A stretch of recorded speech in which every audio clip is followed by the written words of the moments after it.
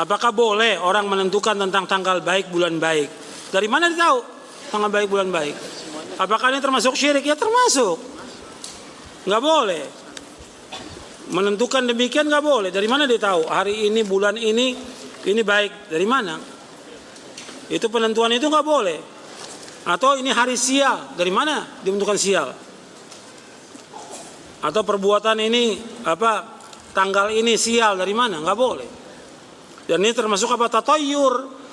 Tatayur menganggap sial tentang suatu, kata Nabi, at-tiyaratu syirkun, at-tiyaratu syirkun, at-tiyaratu syirkun.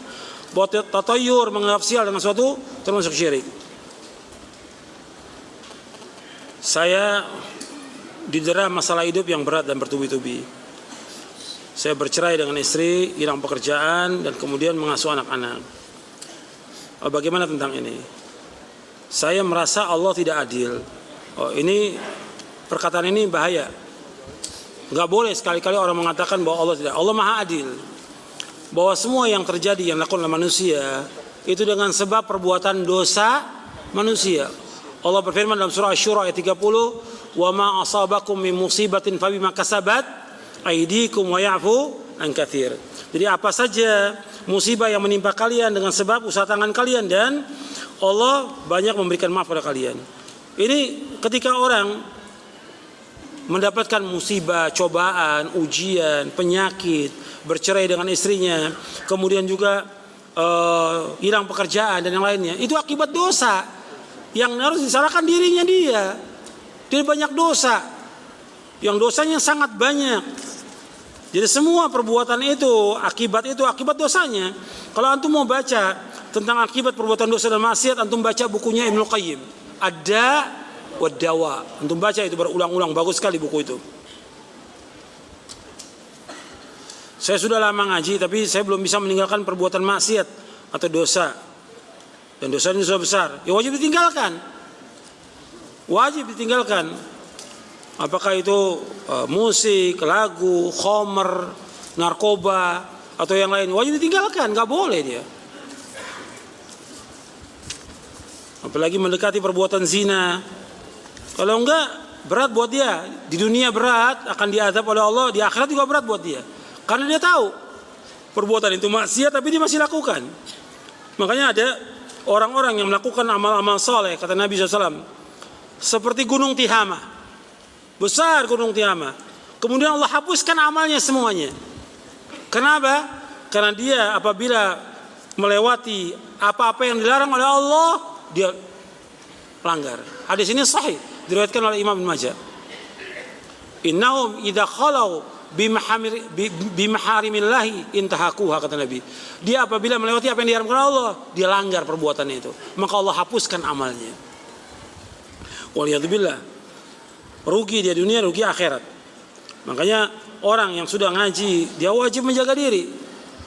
Tujuan dari pengajian, tujuan dari nuntut ilmu, yaitu takut kepada Allah. Makanya kata Imam Ahmad bahwa al-ilmu itu apa? Khasyatullah. Ilmu takut kepada Allah. Antum baca ulang lagi dah. Antum ini ngaji nuntut ilmu, antum baca ulang lagi. Menuntut ilmu jalan menuju surga. Panduan menuntut ilmu. Saya jelaskan di situ. Bagaimana ilmu itu wajib mencegah kita dari perbuatan keji dan mungkar. Karena ilmu itu takut kepada Allah. Kalau kita nggak takut, berani, berarti kita bukan talibul ilm. Seorang muslim dia wajib takut kepada Allah. Maka Allah menyebutkan dalam Al-Quran, innama yakhshallah min ibadihil ulama. Dia wajib takut kepada Allah. Bukan dia ngaji sekedar asal ngaji, tapi dia masih melanggar, masih berbuat riba, masih musik, masih durhaka pada orang tuanya, masih makan yang haram, masih dia mendekati perbuatan zina. Ini gak bermanfaat ilmunya, gak ada manfaat. Yang kita minta kepada Allah setiap hari, Allahumma inni as'aluka ilman nafi'a wa rizqan thayyiban wa amalan muntaqabbala. Ya Allah, aku mohon kepada Engkau ilmu yang bermanfaat, rezeki yang halal, amal yang terima. Ilmu yang bermanfaat. Kalau ini dia masih melanggar, ilmunya nggak bermanfaat. Ada orang yang dia ngaji, bahkan jadi pengurus pengajian, tapi nggak pernah tinggal rokoknya. Ini nggak ada manfaat ini. Seperti ini. Dia harus tinggalkan semua yang haram, harus tinggalkan. Kita wajib menjelaskan, kita wajib mengimani tentang nama dan sifat Allah. Nah, bagaimana kalau ada orang menuduh pengajian sunnah ini mujassima? Mujassima itu artinya kelompok yang menyamakan Allah dengan makhluknya, sama dengan musyabbiha. Ini karena kebodohan mereka dari ahlul bidah, kesalahpahaman mereka. Dianggap kalau kita menetapkan nama dan sifat Allah, dianggap kita musyabbiha. Tidak. Kita wajib menetapkan semua nama dan sifat Allah sebagaimana yang Allah dan Rasulnya tetapkan. Tapi nggak boleh kita mentakwil, nggak boleh kita mengingkari, nggak boleh kita menyamakan dengan makhluknya, dan nggak boleh kita menanyakan tentang bagaimana sifat Allah. Seperti disebutkan tentang wajah Allah, kita wajib menetapkan tentang wajah. Tapi wajah Allah nggak sama dengan wajah makhluknya. Allah punya tangan, tangan Allah nggak sama dengan makhluknya. Allah mendengar, nggak sama mendengar dengan makhluknya. Laisa kamitslihi syai'un wa huwas samiul basir. Allah nggak sama dengan makhluknya. Dan Allah Maha mendengar, Allah Maha melihat. Walam yakun lahu kufuwan ahad. Bahwa Allah nggak sama dan tidak setara dengan makhluknya. Tolong jelaskan tentang kajian-kajian yang sesuai dengan sunnah tidak. Wah, ini banyak sekali, panjang penjelasannya ini.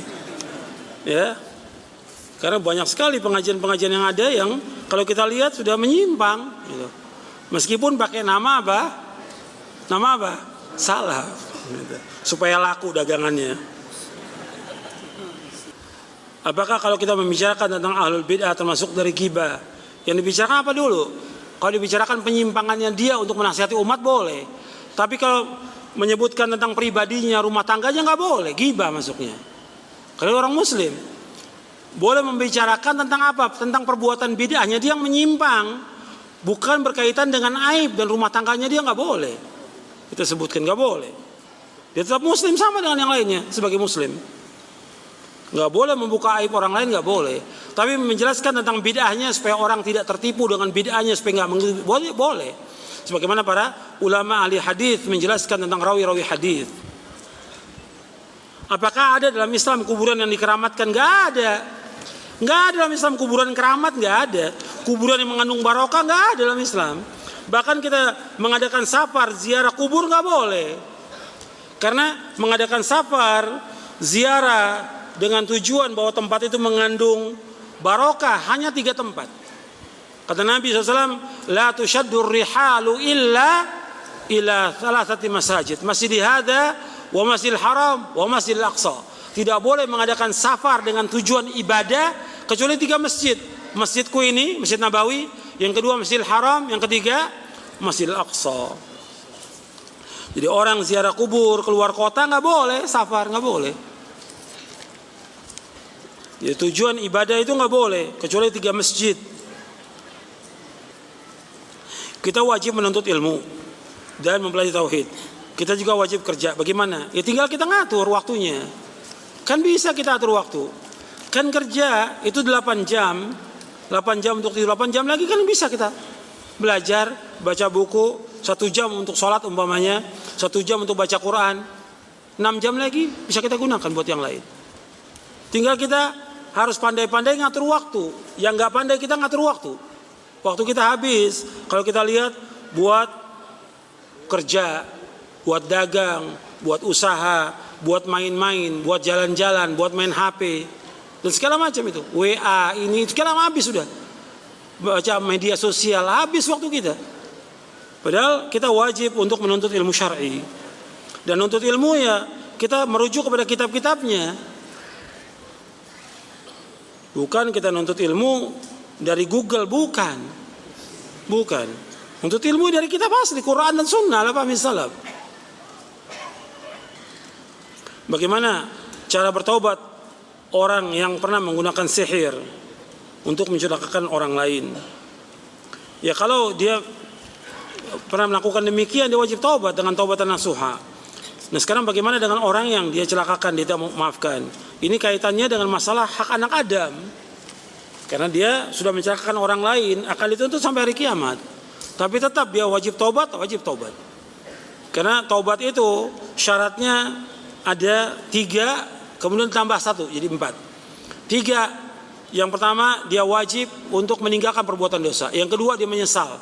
Yang ketiga dia harus punya kemauan yang keras untuk tidak mengerjakan perbuatan itu. Kemudian yang berkaitan dengan hak anak Adam yang keempat, dia wajib mengembalikan hak itu. Arti minta maaf kepada orang itu. Atau kalau dia punya barang yang diambil dia harus kembalikan. Atau dia pernah mukul orang itu, dia harus minta dihalalkan.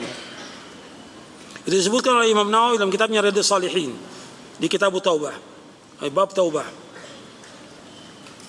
Bagaimana kalau kita belajar tauhid tanpa guru? Nggak bisa, harus dengan guru. Antum baca kitabnya nggak ada masalah, antum baca berulang-ulang. Tapi tetap harus bimbingan ustaz, harus bimbingan guru. Bahwa kalau kita nggak bimbingan guru, kita nggak akan tahu, karena banyak yang kita nggak paham. Kita mesti bertanya kepada ahlinya. Bapak Allah berfirman, "Fas'alu ahla dzikri in kuntum la ta'lamun." Tanya kepada ahli dzikir jika kalian tidak mengetahui. Bagaimana kita bisa tahu seorang dai itu manhajnya lurus atau dia menyimpang? Ya kita lihat dari apa yang dikaji, apa yang disampaikan oleh dia, kan terlihat. Kajiannya benar atau tidak kan terlihat dia. Dia mengikuti Al-Quran wa Sunnah al-Fahmi salaf. Kalau dulu orang belajar itu teliti, si ustadznya diteliti dulu, ini benar atau tidak, dia ngerti agama atau tidak, dia syekhnya siapa, gimana ibadahnya, gimana sholatnya, gimana akhlaknya, teliti. Nggak seperti sekarang, pokoknya asal muncul di YouTube, udah dainya sahih ini sudah.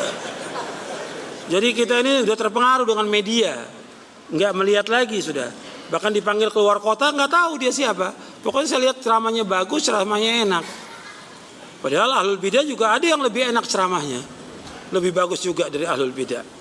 Bahkan bisa membuat orang menangis dari ahlul bidah. Bukannya itu ukurannya, akidahnya benar atau tidak. Yang pokok akidahnya dulu, tauhidnya benar atau tidak, manhajnya benar atau tidak. Dan itu harus tahu dulu dia.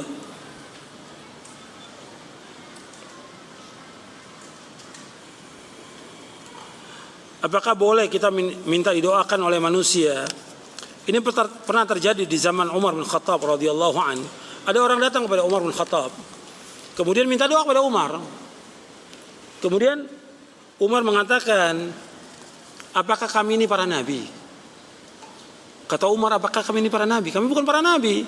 Kalau nabi betul, doanya mustajab dan dikabulkan. Jadi orang datang kepada Umar, Umar minta, orang itu minta doakan. Kata Umar, kami bukan para nabi, kamu berdoa sendiri.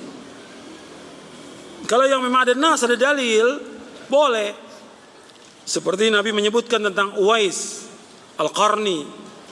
Kalau dia datang, kamu minta kepada dia agar Allah mengampuni dosa kamu. Ketika Uwais datang, Umar minta sesuai dengan hadis Nabi.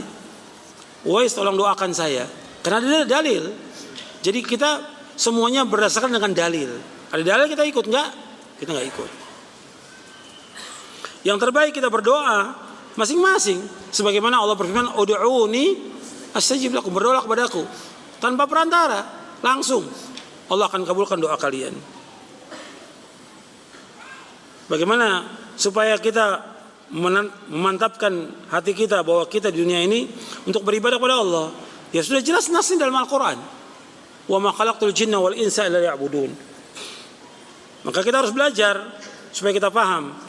Dan juga kita harus tahu bahwa kita hidup ini diciptakan oleh Allah untuk ibadah. Tapi enggak lepas juga kita ini di muka bumi untuk memakmurkan muka bumi ini. Ibadah kepada Allah, memakmurkan muka bumi kita tetap. Kita usaha, dagang dan yang lain. Kalau ditinggalkan enggak boleh. Enggak boleh, kita ibadah aja, kita enggak mencari nafkah, enggak boleh. Kita wajib mencari nafkah. Kita enggak boleh mengharap sesuatu dari manusia, enggak boleh. Enggak boleh kita menjadi beban buat orang lain, enggak boleh. Kita wajib mencari nafkah untuk diri kita, istri kita, orang tua, anak, wajib.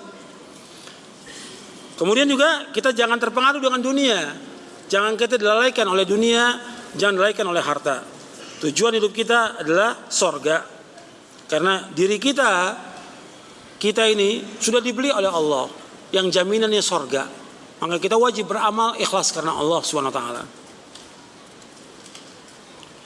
Bagaimana kalau orang melakukan kesyirikan, dia berbuat bid'ah atau dia tidak menuntut ilmu syar'i, apakah dia ada uzur di negeri kaum muslimin? Ya dia wajib belajar kan. Ketika dia nggak menuntut ilmu, dia berdosa kan. Ketika dia berbuat bid'ah, berbuat kesyirikan, dia salah. Kenapa dia berbuat kesyirikan? Kenapa dia nggak belajar? Dia salahnya dia nggak belajar. Dia harus bertanya kepada ahli ilmu. Dan ini banyak di negeri kaum muslimin. Ada para ulama, ada para dai yang dia harus bertanya. Di dalam Al-Quran Allah sudah jelaskan tentang tidak boleh mengikuti para pembesar, para tokoh, nggak boleh mengikuti orang-orang tertentu, nggak boleh. Allah sudah sebutkan dalam Al-Quran, dia wajib mengikuti dalil. Bagaimana kita menyelamatkan saudara kita yang dia tawaf di kuburan? Ini perlu tahu, tawaf di kuburan ini syirik. Bahkan sebagian ulama mengatakan dia murtad dari agama. Karena tempat tawaf di muka buminya satu, di mana? Di Ka'bah. Yang ada di Mekah Al-Musyarrafah. Nggak ada lain. Tempat untuk tawaf nggak ada di muka bumi ini kecuali hanya di Ka'bah. Kalau orang yang tawaf ya sudah termasuk murtad dari agama, keluar dari agama Islam ini. Itu disebutkan dalam kitab-kitab tauhid dan syarahnya. Maka antum coba ingatkan lagi dia dengan cara yang baik supaya dia bertobat dan dia mengucapkan 2 kalimat syahadat lagi. Bagaimana kalau saya tinggal dengan orang tua dan selalu mendapatkan tantangan ketika menyampaikan tentang sunnah kepada orang tua. Ya kalau antum sudah berkeluarga, ya mesti pindah. Jangan tinggal bersama orang tua. Kalau antum sudah berkeluarga, sudah punya istri, punya anak, sudah punya istri aja harus pindah. Jangan hidup bersama orang tua. Antum harus mandiri. Dan dengan itu antum bisa bebas dalam melaksanakan sunnah-sunnah Nabi SAW. Tetap kita wajib berbuat baik pada orang tua, wajib berbuat baik pada orang tua. Tapi harus kita tinggal sendiri, punya rumah sendiri. Paling tidak kita kontrak, jangan bergabung dengan orang tua. Apakah orang yang berjenggot dan berhijab itu dikatakan salafi? Ya enggak juga. Ya, banyak ahlul bidah juga yang berjenggot pakai hijab, ahlul bidah. Dilihat dari akidah, dari manhajnya. Bagaimana akidahnya?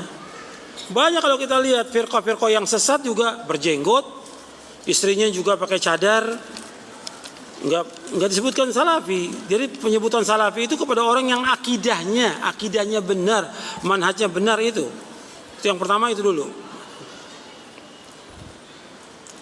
Jadi kadang-kadang salah orang dalam menilai itu, dianggap kalau dia sudah berjenggot, tidak cingkrang, istrinya pakai cadar itu salafi. Ini juga salah. Sehingga kadang-kadang dengan cukup dengan jenggot dan tidak isbal, bagi dia udah cukup. Jadi nggak perlu ngaji lagi udah salafi, udah dijamin dengan sorga seolah-olah demikian. Gitu. Makanya banyak kita lihat orang-orang ya yang dia berjenggot gak pernah ngaji. Gitu. Kepengennya ngatur dakwah, kepengen jadi panitia, kepengen jadi IO atau yang lainnya. Gitu. Tapi nggak pernah ngaji, gitu. Jadi modalnya apa? Cuma apa? Jenggot dikit di sini. Sama tidak isbal. Nggak cukup. Dilihat dari akidahnya dulu, manhajnya benar atau tidak. Dan dia wajib nuntut ilmu, nggak boleh berhenti. Sampai kapan nuntut ilmu? Sampai mati. Kalau sekarang ini kalau kita lihat, kalau udah jadi panitia pengajian, wah udah, seolah udah khatam di ilmunya. Udah nggak bisa apa-apa. Baca Quran juga sebagian nggak bisa kok. Yang panitia itu tauhid ini nggak paham tentang rukun tauhid, ditanya nggak tahu, belum tahu Ustaz. Antum belajar, bukan jadi panitia, belajar bukan jadi panitia. Bagaimana supaya suami saya ini terhindar daripada riba? Ya antum yakinkan bahwa perbuatan riba ini perbuatan yang haram dan dosa besar yang besar tentang riba ini. Jadi riba itu harus dijelaskan kepada suami anti ini untuk meninggalkan riba. Kalau rezeki pasti dikasih sama Allah. Memang ketika dia berhenti dari perbuatan riba itu, tidak kerja di tempat-tempat riba, dapat cobaan, ujian, dan itu biasa. Cobaan ketika dia taubat dikasih cobaan. Ya maisha belum ada, mata pencarian belum ada, masih nganggur, harus sabar. Tapi tetap dia berusaha untuk mencari dan pasti Allah berikan rezeki kepada dia yang lebih baik dan lebih berkah. Bagaimana kalau seorang dia mengutamakan ma'rifatullah namun syariatnya tidak jalankan? Ya, ma'rifatullah artinya mengenal tauhid dan mengamalkannya. Bukan seperti orang-orang tasawuf tarekat. Ma'rifatullah dianggap oleh dia mengenal dengan hati, tapi yang lain ditinggalkan dari syariatnya. Gak boleh. Yang dikatakan ma'rifatullah mengenal Allah dan mengamalkannya, dan dia wajib melaksanakan syariat seperti sholat, puasa, zakat, haji, dan yang lainnya wajib dilaksanakan. Orang tua saya mengikuti seorang ustadz. Dia mengajarkan amalan dan ada kifaratnya. Kalau ingin sesuatu seperti keluar penjara, proses lahiran lancar, harus membayar kafarah. Bayarnya 1 juta. Apakah termasuk ajaran yang benar? Ajaran yang sesat ini namanya. Sesat. Nggak ada dalam Islam membayar kafarat kepada ustadz, nggak ada. Nggak ada ini.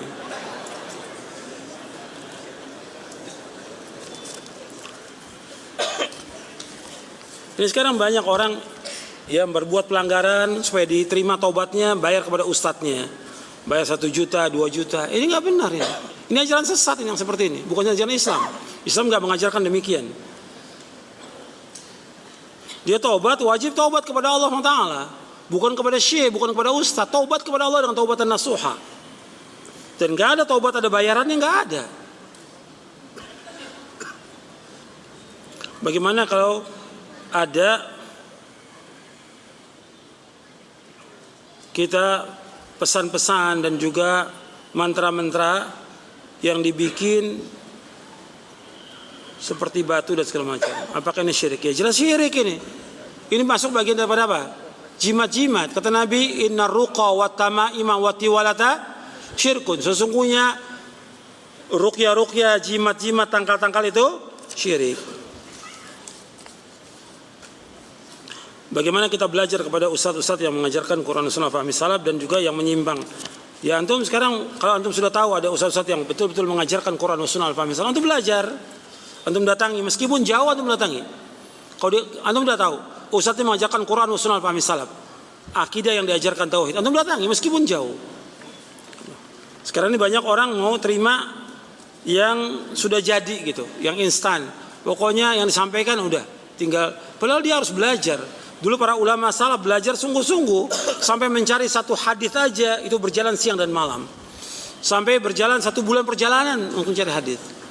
Jadi harus berjuang untuk mendapatkan ilmu yang bermanfaat itu. Orang kafir, kita wajib barok dengan orang kafir. Nah, bagaimana dengan muamalah kita dalam sehari-hari dengan orang kafir? Diatur dalam Islam. Diatur dalam Islam. Muamalah dengan mereka boleh, kayak jual beli, dagang, pinjam meminjam, gadai menggadai boleh. Nabi juga pernah tergadai baju besinya dengan orang Yahudi. Boleh. Tapi kita mencintai mereka, menjadikan mereka sebagai sahabat, nggak boleh dalam Islam. Kan kata Nabi SAW, la tusahib illa mu'minan wa la yaqul ta'amaka illa taqiyun. Jangan kalian bergaul melainkan kepada orang yang beriman saja. Dan jangan makan kalian makan orang-orang yang bertakwa kepada Allah. Jadi kita nggak boleh menjadikan orang kafir itu sebagai teman dekat kita, sahabat karib kita, nggak boleh. Banyak di dalam ayat Quran berapa ayat menjelaskan tentang itu. Nggak boleh kita. Dan mencintai mereka nggak boleh. Tapi muamalah dengan mereka dalam artinya jual beli boleh. Dalam Islam boleh.